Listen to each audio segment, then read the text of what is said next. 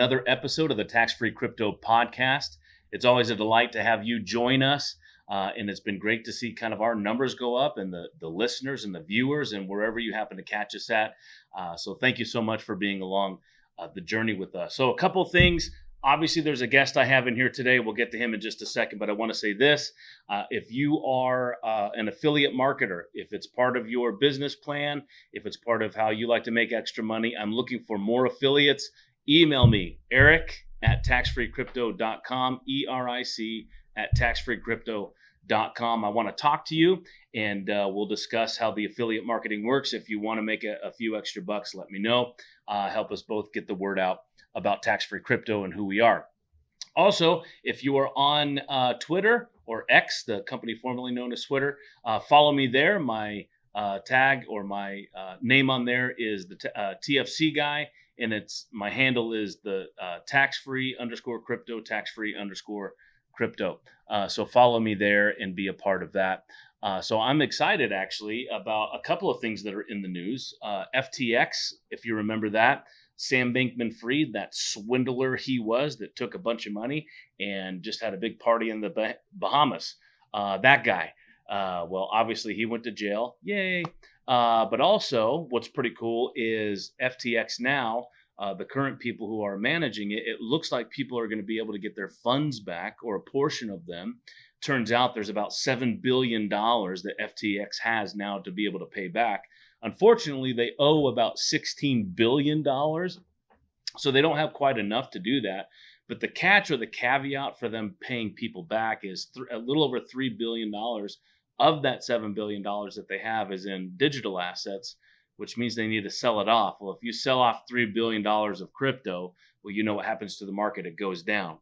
But the good news about that is that there's another dip for you to buy. So this is just another tip for you. Watch out for that if that's the route that they end up going. But keep FTX, Google it, search it, and you can get more information. And I can also give you more information as well. As the podcasts continue up, I'll keep you updated on that as well. If you are going to do that, obviously my suggestion to you would be to do it in a tax-free strategy, because when the dip goes to where it goes and you have that crypto asset in your Roth IRA, when the gains grow, obviously you have zero taxes to pay. Okay, that's just sort of a headline I wanted to throw out. I'm in the studio today with my friend Doug Plowman. He and I are part of the same mastermind. I always enjoy being around him. And so anyways, I know I was just talking about FTX and stuff like that. What has your crypto journey been like, Doug? Yeah, so I haven't gotten too invested into crypto. Always kind of had some reservations about doing it. Mostly that I didn't know too much about it. Through watching your podcast, it's really helped me to better understand how I may be able to get involved. And one thing, I watched the episode that you had with Eddie Wilson, which was eye-opening for me, because I think for a lot of people it's like, how do I just jump off the cliff and kind of get started with it. And one of the things that he was mentioning is, oftentimes when you're investing out of these IRA accounts, it may not be a round number, and you may have, a little bit of change left over after an investment. And I can relate to that because I recently made an investment. And I do have a couple $1,000s sitting there that I, could do something with. And I think, crypto being a very good avenue to be able to put that into and have my money work and be a little bit liquid in case, I do want to move it over into something else. I have the ability to do that. Yeah. So that was a really good strategy, I think, for just, kind of being able to get started, and having your money work for you in a way that, will make you a little bit more comfortable with it. And then I think, once you start, then it makes it easier to learn more and become interested. I love that play on it. I also am in, different investments as well, because I don't believe in having your investments look like a either or, like either invest like this or like this. I believe in a both and concept. Like I'm gonna also do that while I do that. I know that I am part of the crypto world pretty heavily, but that's not the majority of my investments. The majority of my investments are in private equity. Yeah, because that's where the one percenters, if you will, made their money in private equity. So, but a portion of my funds are into cryptocurrency through a tax-free vehicle, through a Roth IRA. But here's what's cool about it. It kind of triggered my mind to say this, because I have a self-directed IRA with the custodian that allows me to direct the money wherever I want it to go. You understand the concept because you're playing the same game. what was cool is I recently bought Bitcoin actually in back in January. Okay. Well, it was like 17, 18, $19,000, something like that for the Bitcoin. And I only had put like $5,000 into it because this is what's cool about cryptocurrency Mm-hmm. is it unlike a stock, if Apple, which by the way dropped today because they just released their new iPhone, which was exactly the same as the last iPhone. Uh, but no, I think it's more complicated why that dropped. But still, if Apple last I checked was about $185 or whatever it was, in order to own Apple stock, you have to buy $185. Mm-hmm. Okay. Whereas with crypto, let's say you only had $185, well, you could put $185 into Bitcoin. Yeah. Right. You could still own portions of it regardless. Yeah. So I put 5K into Bitcoin when it was $19,000, and then it jumped up. Like we saw it go up into the 30s, right? Yeah. So I made a couple $1,000s. I ended up selling off the $2,000. I kept the 5K as sort of the base that was in there. That was my $0 in that portion of the account. I took the couple $1,000s I made, transferred it into my other Roth IRA, and then I took that and I bought tax liens with it. Mm. So I'm kind of using my crypto account as when the market's positive as a cash cow that funds so I can do these other deals. You see what I'm saying? So I'm not putting all of my money into crypto, but I'm putting a healthy portion of it in there. Mm-hmm. That's very cool. Yeah, I think what's interesting about it is what I've often thought, and what I think I'm going to do in order to get involved is, set some money aside out of each paycheck, to move into the account and just use that to invest in crypto and have that, sort of as a I don't know, money market account, if you will, to be able to then invest in other opportunities following that. And in the meantime, your money is working for you. You're making, better returns than you would if you just put it into a mutual fund or something like that. So that's a very interesting take. Yeah, I just think that you don't know what you don't know, and then you don't know how to do what you do know. Yeah.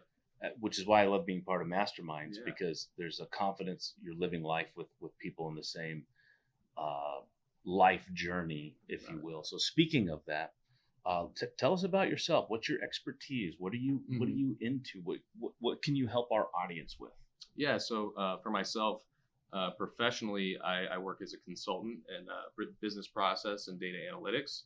Spent the last 6 to 7 years of my life working within Fortune 500 companies, helping them out to systematize their processes, whether it be new process design and implementation, or taking existing business processes and figuring out, how can we optimize these? How can we scale these across, different regions of North America or globally for certain companies that I've worked with. And so, that's the bulk of my expertise. I think that, spending time doing that has been really fulfilling for me.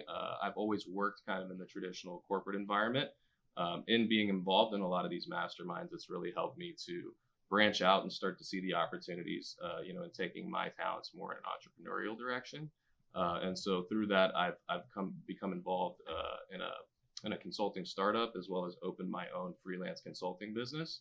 And so I'm just kind of getting those off the ground now and starting to, kind of dabble in that. And I think that, similar to the journey that I've been through with cryptocurrency, I think that there's a lot of like fear in the unknown, and sometimes like it takes surrounding yourself with people who have the experience and have done the things to give you the confidence to say, okay, if I just got a little bit of skin in the game and just got started, it may not be perfect right off the bat, right? But, going through those little iterations and sort of like, minor like setbacks and failures, you really learn a lot from that. And really, if you never get started, you're never going to get there, And so being around a lot of, high net worth people and people who are very successful in different aspects of business and investing and stuff like that has really changed the course of my life and my professional career, because it's opened a lot of doors and possibilities that I just was never exposed to before. I think it really comes down to exposure. I'm a big proponent of exposure. I think whether it's been in my professional career,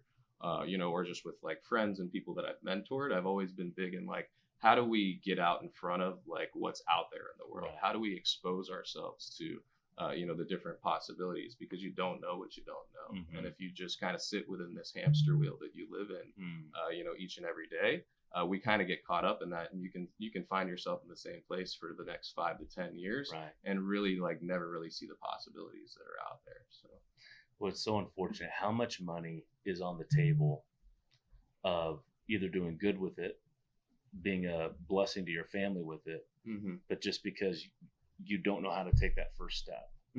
So in your consulting business, you're are you helping startups mainly? Are you helping people who hit a ceiling and and you help them change their mindset? Like where in the consulting game is your favorite, and what is your encouragement to those in those stages of business? Yeah, so personally, within the freelance consulting business that I'm starting, I'm in the very early stages of that.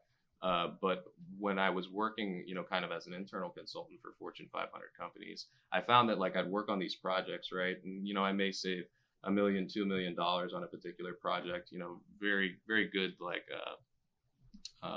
bottom line savings and stuff like that. But I found that the projects that I was doing, working with smaller departments and actually, taking something that may have took them, 10 hours, a week to do, and then automating it and seeing them be able to do it at the click of a button or something like that, and seeing how I could really change their day to day and make an impact on them was much more fulfilling for me.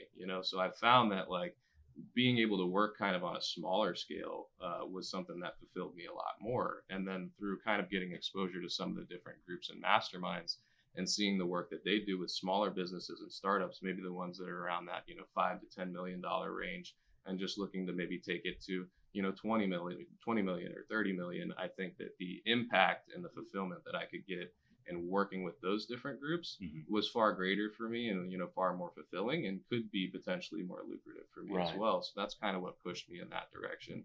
And I think my goal as I begin to start my business now, I'm originally from Key West, and I have a very solid community of people down there, and I really want to be able to kind of go back a lot of the different tech systems and processes and systems that a lot of people have in place down there are very antiquated. Yeah. And so I see that not only as a big opportunity for me from a business standpoint, but also a good way to be able to give back to the community that I grew up in as well. Awesome. So I really think that that's kind of where I'm going to begin, sort of my entrepreneurial journey, and, kind of see where that takes me from there. Very cool. So if anybody who's actually listening that could be of, consultancy would be useful to them, what are you looking at a certain net worth of a company, or you're just like, hey, whatever stage you're at, I think I can help you? Like what would be your niche? I would say, more smaller companies. I'd say if you're, in the ballpark of, like $5 million in revenue or less, those are probably the ones that I'd like to start out with. Right. I think, my bread and butter is, doing an operational assessment. Let's figure out like what your core businesses are, Right. and what systems you have in place, right? And then taking that and saying, let's map out what these key systems are that you have in place, and make sure that your business, if you're looking to either become more efficient or scale, kind of has the backbone to be able to do that. Yeah. So are these systems documented? If not, let's get them documented. Do you have, ways to formalize your training methods for your employees and different things like that? Like, is the infrastructure in place to be able to scale, right? Because I think like if you're not ready to scale and you try and scale, you can bury your business like right then and yourself. There, exactly. And you'll burn out. Like we were just part of we had one of our masterminds were a part of, had that big meeting. Obviously, you and I were both there. Yeah. And that's what one of the speakers was talking about, was scalability and all that. You might have a vision and a fantasy that's driving the desire, but you're right.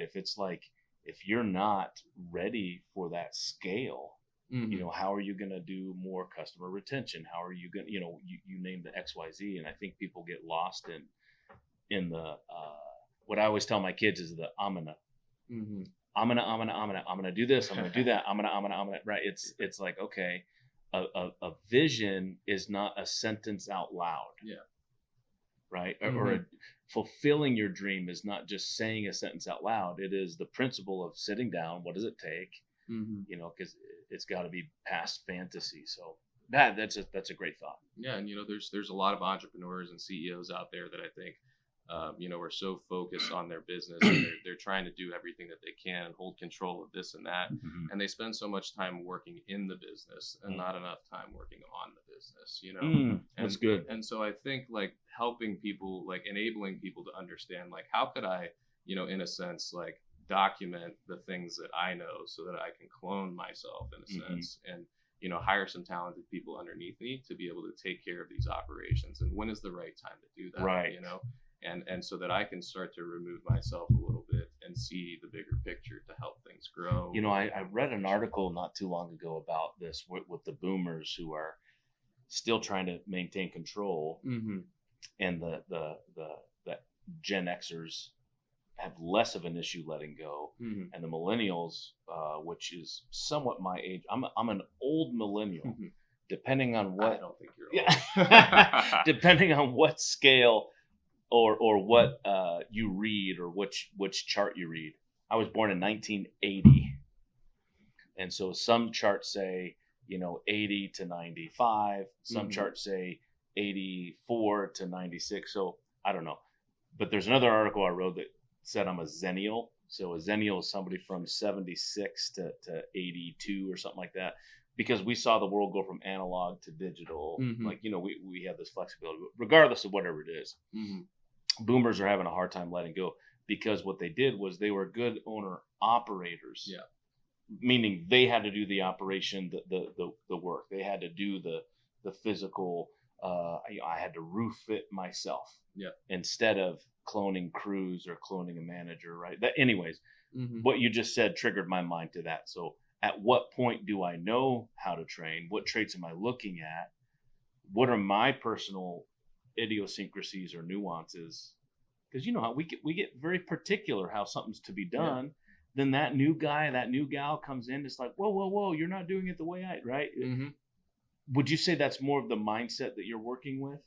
Yeah, I would say that's mostly the mindset that you tend to see. I think that it can be difficult, especially if something's like your baby, to kind of relinquish a little bit of that control. Yeah. But I can say, like, having the experience of working with Fortune 500 enterprises, like, I mean, they've become very good at cloning and copy and pasting and developing departments. And I've spent a lot of time figuring out what is the best way to allocate resources. How can we structure this particular department, based on the data that we've collected, to better deliver value. And I think that I've had a lot of time spent in doing that sort of thing.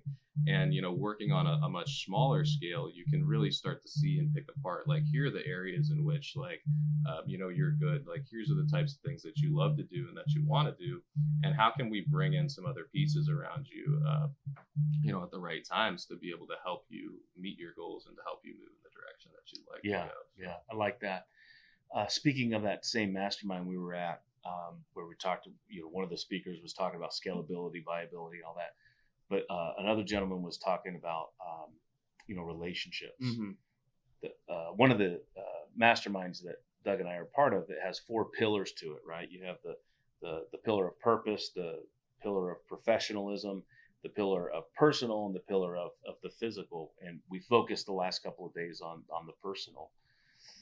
And it was so good about the relationships and things like that. One thing that I'm sort of working out is, relationships are the mirrors through which we see ourselves, but they're the vessels through which we show the change we're making, right? Yeah. And I thought that was quite interesting. And before we started filming, you were kind of sharing some thoughts and ideas even about the relationship aspects, if you'd like to share that here today too. Yeah, I think, for me, something over the course of the last 8 months that I've really, gotten very firm with is, like, my relationship with myself. And so at the end of last year, I was coming out of a long-term relationship that I was in for 10 years. And, for me, I think losing that relationship was something that was one of my biggest fears in life, And so when it actually did happen, at first it was something that really, like,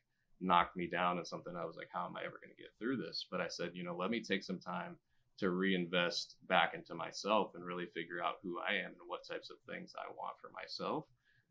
And I think that was, like, one of the best things that could have ever happened to me in retrospect, because when you begin to, kind of take a step back and understand like, how can I, sort of get my mental right and start to get myself in a place where, I feel very comfortable and fulfilled in what it is that I'm doing and in myself, then that really bleeds over into other aspects of your life. Like, I think that your foundation, is, your personal life and your relationships and the things that you have. And when you can sort of get those things together, everything else kind of starts to fall into place.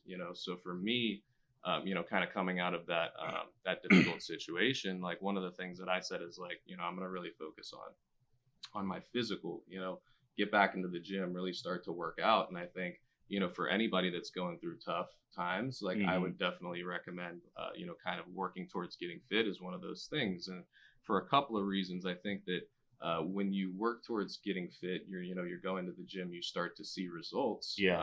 What it does is like it's visible to you. And you can look in the mirror and you can see like, wow, like I'm starting to look good. I'm starting to feel good. And it makes you more confident, builds your confidence in yourself, which starts to trickle into other aspects of your life. But what's different about like, the gym and your physical as opposed to other things, maybe like, getting more money or, investing in like your knowledge and your skill sets and stuff like that, is also that other people begin to see changes as well. And when you can kind of attack that from both angles, you start to feel better about yourself. You start to look good and feel good. But then other people are like, hey man, like you've been going to the gym, like you look good. Like, and now like that's just it's something that just like really starts to build you up and fill you in a way that like you don't really get from a lot of other areas. So, I think that was one thing that really helped, to propel me, personally, and then really started to move me to seek out, other different types of ways that I could expand my circle of influence, start getting in the room with people who are doing the types of things that I wanted to do, kind of break out of my shell and my comfort zone, become, more entrepreneurial, start looking into different types of investment opportunities. And so that was sort of, one of the tips of the iceberg for me, and really starting to get back on track. And, the things that have happened to me over the course of the last 8 months, just by, really like investing in myself and taking myself out of my comfort zone have been, phenomenal. So. Yeah. One thing that, that I'm enjoying about the personal growth thing, obviously it brings a self-awareness. What I don't want to have, Doug, is I don't want to have this bubble, right? You called it the hamster wheel. Yes. Where I'm in a bubble where people don't speak into my life because they're afraid if I'm an authority over them that I can take something away from them because they said something that might have been harsh, but I needed to hear. So I'm opening up my heart and my transformative nature to be like, look, I'm strongly opinionated. I can dominate conversations. I have ideas, but I want to open my whatever bubble that I may be in that I don't even know I'm in. I want people to be able to burst it. It's that whole, I was just talking about this with my kid. I have 4 daughters because God hates me and wanted to make sure I went through that. I was a bad teenager. Anyway, so we were talking about the fable, the Emperor's New Clothes. Have you heard of that fable? I don't know that. Okay, so it's the idea that the emperor had these brand new clothes, and he was told that only the wisest, smartest people can see them, because essentially they were invisible. So the emperor was walking around butt naked, and everywhere he went, because they were told, they told the people, hey, only the wisest people can see the emperor's clothes. They would applaud him. Oh, look at his clothes, look at his clothes, and all that. And there was just that one kid sort of at the end, why is the emperor butt naked? Right? Just willing to tell the truth. Because, the fear that you could put into people in leadership in your family and wherever, I want that little kid in my life to say, dude, you're butt naked, dude. So that's where I'm at, because I'm learning personal growth is not just a choice, it's a commitment. 100%. Commitment you make to yourself, to others in your sphere, but also to the world at large. Like, that's important. And part of that personal thing is to expand your knowledge and understanding of money movement. that's one thing I've loved about the masterminds we're a part of is I love moving money, man. Yeah. Like look, man, I love Dave Ramsey. I really, really do. Mhm. I've been debt free in my life for the last 15 years because of that man. My wife and I followed his principles hardcore. But the thing about Dave is he doesn't teach really investments because that's not his niche. His niche is the bulk of blue collar workers that don't know how to manage money, right? They're constantly in debt for things that they don't need to be in debt for, small stuff, right? So he teaches the necessary habits of controlling your money. But now that I'm in this money movement, I'm just as addicted to that as I was when we initially paid off our debt. So I own, my rental homes, I own my personal home, I own these things, but I'm leveraging that stuff now to move my money for private debt, for cryptocurrency because of what's happening. I mean, goodness, in the news you have the Bitcoin spot ETF awaiting approval. Kathy Wood, she's the the CEO over at ARK Invest, she just put in for an Ethereum spot ETF. Ethereum's a big play right now, bro. I mean, you have less of it is on exchanges, and all that means is that people are staking it, meaning they own it on the exchange, but when you stake it, it takes it off the exchange, and then others are also putting it in their cold wallet. So that's a scarcity. Yeah. I wish I'd have brought it in here. I'm going to make a podcast about this later and maybe a social post later. But I was at a flea market over the weekend with the family and came up to this thing that had like vintage old money. So I bought money, and it was a $50,000 or 50,000 marks. It was German from the 1920s in a period where inflation was ridiculous. And there was a story in there about how this lady had a wheelbarrow full of these notes, 50,000 mark notes. She was robbed. They burned the money, but they wanted the wheelbarrow. Yeah. She was robbed for her wheelbarrow, and she went to go buy bread because of inflation. This is the beauty of crypto. Crypto is a hedge against inflation because of its scarcity. The more scarce something is, the less inflation it has. Bitcoin, there's only ever going to be 21 million of them ever. And it's going into its next halving come April and May, which means the miners who mine Bitcoin, right now they're being awarded 6.25 Bitcoin when they solve the algorithm, which takes an enormous amount of energy and mathematical equation solving. Well, when it comes to the next halving, built in the algorithm of Bitcoin, it has to have, and it happens roughly every 4 years. So when they first started in 2009, the miners were awarded 50 Bitcoin. Can you imagine having 50 Bitcoin right now, bro? 4 years. Yeah, 4 years later, it went to 25. It halved. 4 years later, it went to 12 and a half. It halved. 4 years later, it went to 6.25, which is where we are now. That next fourth year is roughly April, May of next year. It's really a numbers game more than it is a 4 year. It just happens to work out every 4 years. So now it's going to 3. Wow. So you have only 21 million ever going to be sold. You have the spot Bitcoin ETF, which is different than a futures ETF. It just means the ETF now has to own the asset. Okay. Then you're going to go into the halving. So for a miner to make it profitable for them to mine, well, what do you think has to happen to Bitcoin? Has to go up, right? Yeah. So as you begin to understand these processes and you make those investments and you get into those things, it's a hedge against the inflation. So on this personal journey, this is what I've discovered is these kinds of different things, because you probably have people in your life, crypto schmipto, and then other people in your life, they're like, I only trade crypto. That's all I ever do. Great. Let's do it through a tax-free vehicle. No, I'm going to live forever. I don't need a retirement account, or, whatever the case may be. But anyways, this idea of personal growth, personal journey is great. I didn't mean to bore you with all that, but I wanted our listeners to know these are some great things. Ethereum, I didn't get to finish the thought. It's being staked. It's being taken off of exchanges because it's going into cold storage, and then the layer 2 technology. So it's becoming more scarce as well because it's coming off of exchanges. And then the spot ETF that Kathy just put in for it. Which is good news for investors like us. Incredible good news. So if you haven't yet opened up your tax-free crypto account, I encourage you to do so. So speaking of that, let's wrap it up. Since Doug's a good friend of mine, if you're a friend of his and you're listening to this, because he's a part of the tax-free crypto family. If you use promo code DPLOW, D, the letter D, and then PLOW, DPLOW, short for Doug Plowman, DPLOW, and you go to our website, taxfreecrypto.com, up in the right-hand corner is the Get Started button. Click that button. When you get to that next page, you'll see a spot where you either have to pay $250 in order to open an account to have an IRA set up for you, or if you put in DPLOW in the promotion area, the promo code area, you're going to get that account for free just because you heard this podcast and Doug was a part of that.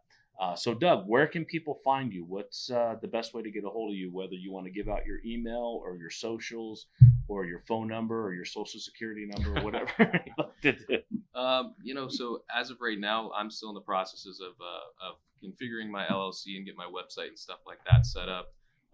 As of right now, you can find me on Instagram at dplow93. That's my main social media account, and kind of follow me on there. I'm planning on posting some more content and stuff like that. So hope to get some feedback from you guys and stuff like that. Yeah. And this has been great. Yeah, give our listeners sort of like, if there's one thing that you want to leave them with, something to chew on, whether it's something you would tell somebody if you were consulting with them, or something you got just over this past weekend that you just want to share, and it's just your heart's full and you want to talk about it. Yeah, I mean, I think it would be to take some time to reflect with, where you are at personally, and really see like what are some of the things that you can do to, kind of take a step back from, maybe this perpetual hamster wheel that you're in, because I think sometimes we all find ourselves in a little bit of a pattern, and say like, what are some of the things that I can do to begin investing in myself, and work towards setting some pretty focused goals for yourself, and building yourself up to the point where it allows you to start to take yourself a little bit outside of that comfort zone, begin to, expand your circle, whether it be socially or professionally, because, being able to expose yourself to different types of people and different types of experiences, and take time to think about that, is something that often gets neglected. But when you do, like, you just start to see like these things that happen throughout the course of your life that you can't explain, and that you chalk up to just luck. You hear a lot of successful people just talk about, it's just good luck, being in the right place at the right time. But it really is, being able to take a step back, and sort of do some reflection and put yourself in positions to have that luck, right. and this personal journey that I've gone through has really been able to open up a lot of doors for me.